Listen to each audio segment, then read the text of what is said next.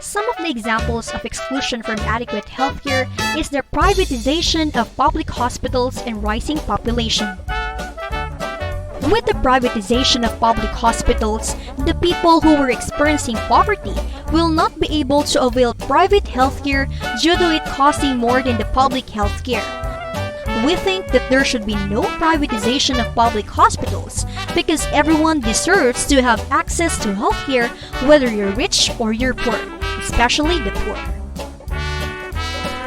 Rising population can also mean that there will be a rise in the demand for healthcare. We think that there should be more public healthcare being provided for it to accommodate the rising population.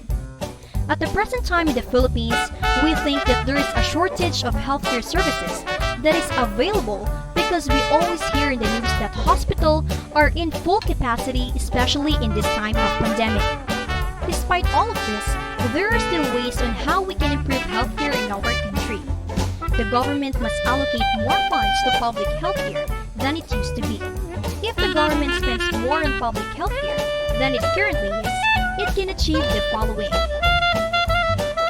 It would make a higher offer of salary to the skilled medical workers, and because of that, they'll work and stay here in the Philippines.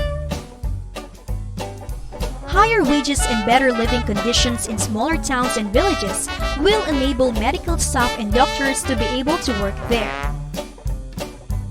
More funding on medical and nursing colleges and technical training centers would help increase the existing number of seats or open new colleges in more locations.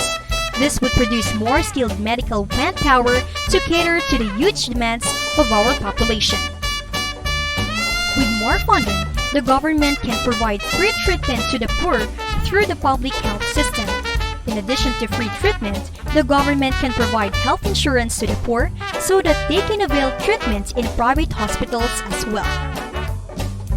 There are many other solutions for improving healthcare once the government increased the funds for healthcare. For example, encouraging innovation in manufacturing of medical devices within the country, spending more on medical research, improving medical, nursing, and technical education, as well as upskilling of existing manpower, collaborations with international public healthcare hospitals.